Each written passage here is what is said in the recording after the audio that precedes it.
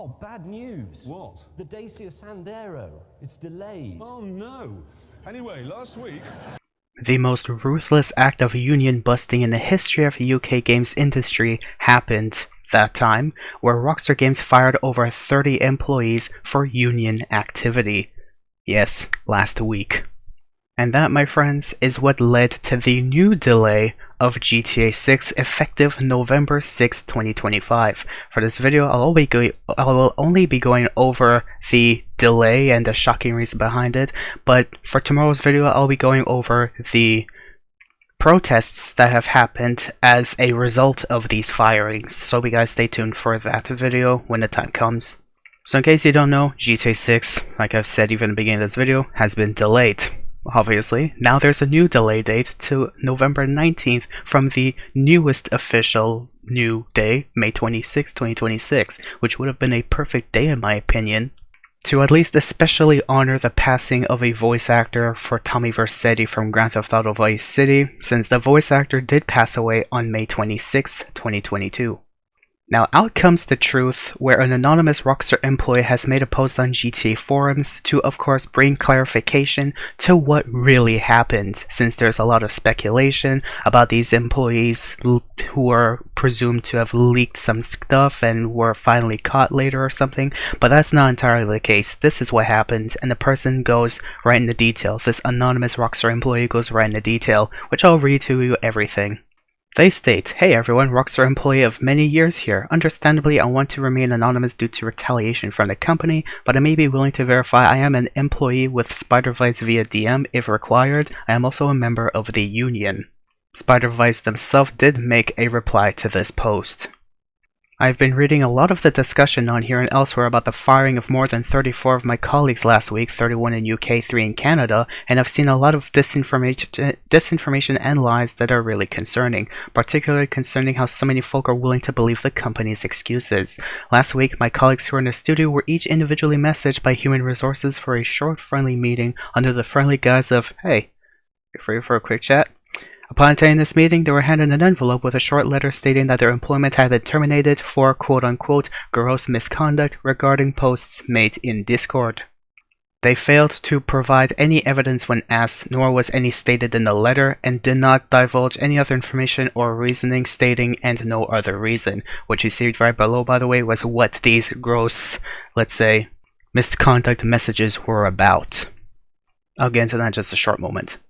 They refused their right to union representation in the disciplinary meeting, which is against UK employment law, and were frog-marched out of the studio with a meeting lasting less than 5 minutes. For colleagues who are not in the studio that day, they received a phone call from Human Resources that lasted less than 2 minutes telling them why they were fired and that they'd received the same letter as above. I'm aware of one employee who had a panic attack at this moment, and Human Resources hung up on them during this panic attack, not caring at all about their well-being. These colleagues of mine were hard workers who have spent many years at Rockstar in critical roles, with colleagues who have been at Rockstar for more than 18 years, and none of them have ever had a disciplinary in that time. They are not easily replaced and will certainly affect us in making our project deadlines. These are very senior artists, animators, QA testers, designers, programmers, and producers, including leads, all super talented people who are proud of their work over multiple Rockstar titles, and all they wanted was the best for Rockstar and their fellow colleagues. Some of these members were off sick, recovering from surgery, or on paternity leave, fired without pay, losing their careers and putting them into hardship in the lead up to Christmas, and even potentially losing their visas to work in the UK. Let me make this clear, I never saw any discussion or leaking of Rockstar projects in the Union Discord. The only ever discussion was around unionization efforts and the working conditions at Rockstar. The Discord was not public. It was a private Discord group that only contained Rockstar employees and the IWGB union officials. This was union busting and nothing else. Everyone fired was a union member. They were also predominantly from those who were on the union organizing committees of each UK studio. Just 1 week before, the union had reached about 200 members, taking us over the 10% threshold required to seek recognition and begin engaging in collective bargaining, allowing us to negotiate directly with management on the key issues that affected us: worsening crunch, inadequate pay, and inflexible working arrangements. They have fired over 34 of us now. There are over 250 of us in that union and employee Discord group. There is the fear that if they get away with this, they'll have nothing stopping them from doing this again and again. Those of us who are lucky remain for now work in fear. Fearful when talking to each other at the tea prep. Fearful that we're next in line and are easily got rid of. 2. Scared to go outside the studio and talk to or even acknowledge our colleagues outside protesting in fear of reprisals. Morale in the studio is at rock bottom. When we should be excited about what's to come over the next year, we are now totally deflated and our trust and confidence in others is totally shot. Which is the truly heartbreaking part, as for us in the union, all of our ambition was to make Rockstar a happier, fairer, safer, and more equitable place. That's all. What has happened clearly shows that we care more about the well-being of our colleagues at Rockstar than the company does. The union remains unbowed and is fighting to win the reinstatement of every dismissed member of staff at Rockstar through legal means and campaigning. This fight is critical. If Rockstar can get away with this, they will keep treating their workers with disdain, disrespect, and subjecting them to continued illegal treatment. Thanks for your time, and I hope this is some truth that helps you all understand what's going on here at the moment. You would be so kind, you can contribute to the fundraiser to support those fighting their dismissal here. It would be really appreciated if you could also share the above link. I won't be cross-posting this to other forums, but please feel free to share. So to keep it simple, Rockstar Games fired dozens of employees who was designed to prevent the workers from unionizing. The company said they were fired for misconduct, and they were either members of the union or attempting to organize at the company, the union spokesperson said, and the firings were quote-unquote for gross misconduct and for no other reason.